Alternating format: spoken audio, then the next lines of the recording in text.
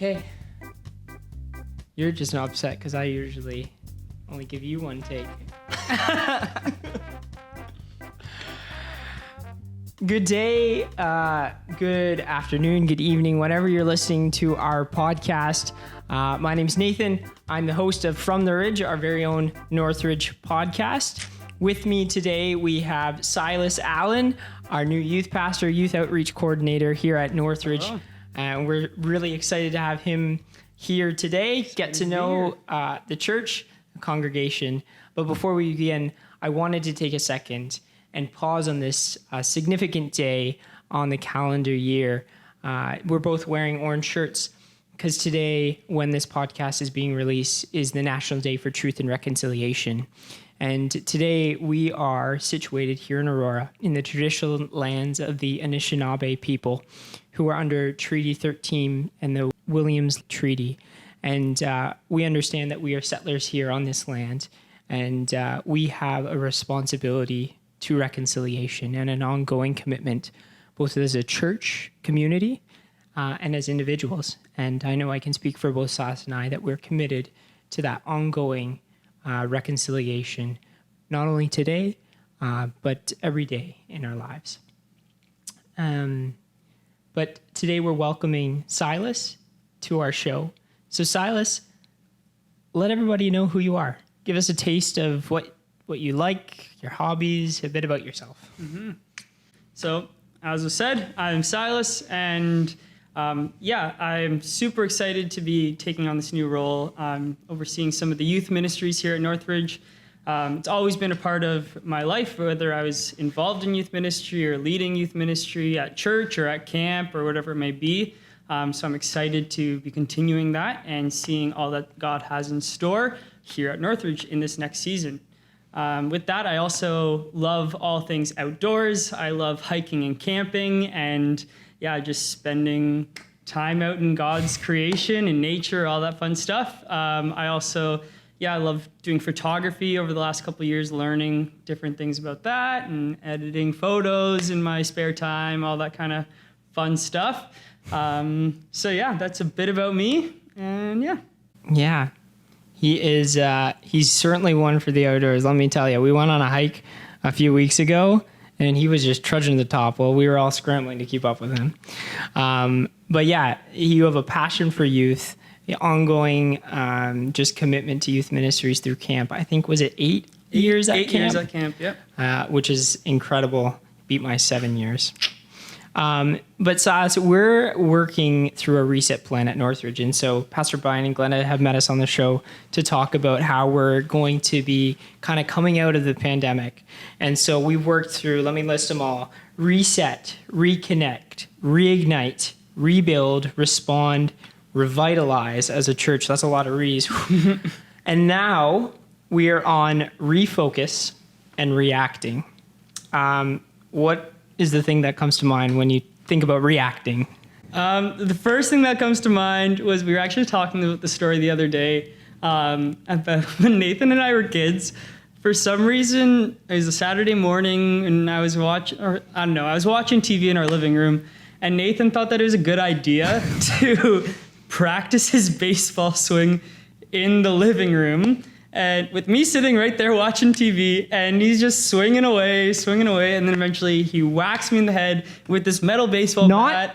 Not intentionally. This was not.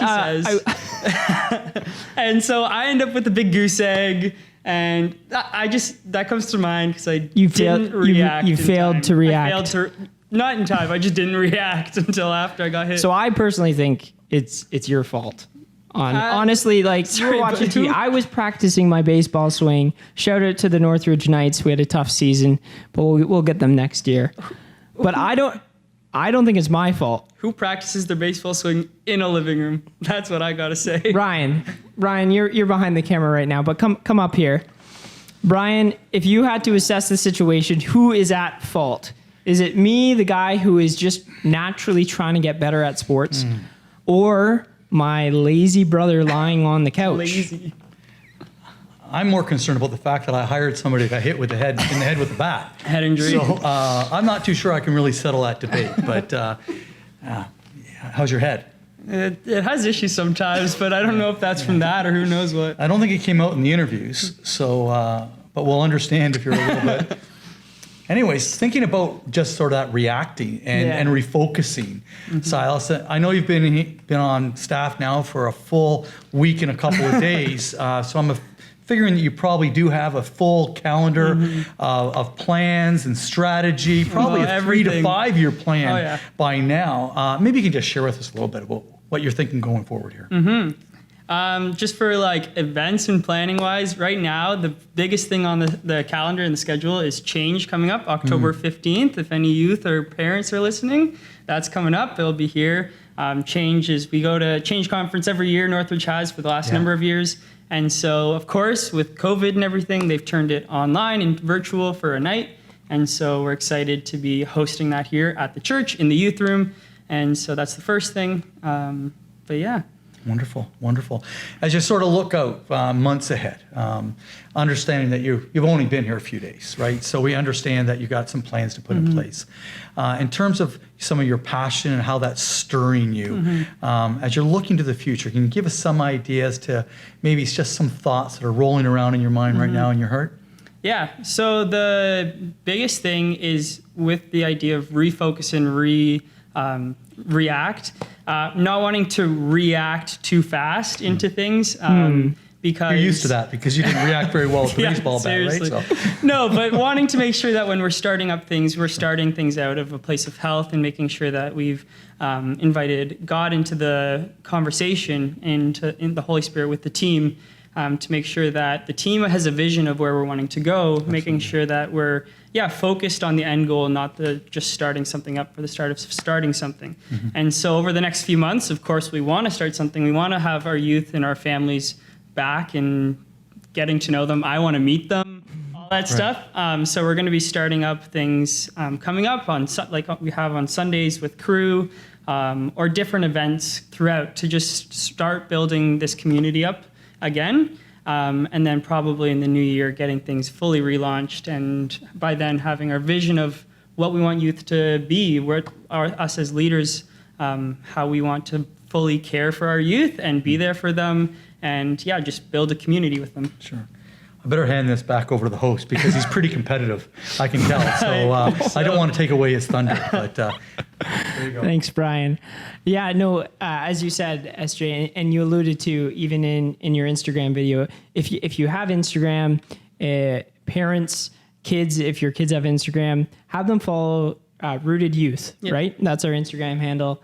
Silas had a great video just talking about welcoming him or introducing him, but also a testament to Matt's ongoing ministry. And you don't want to just come into just a great team and a great environment and just disrupt it all. And I really love that approach of taking some time to refocus, reconnect with everybody and go forward together. And so we're really excited.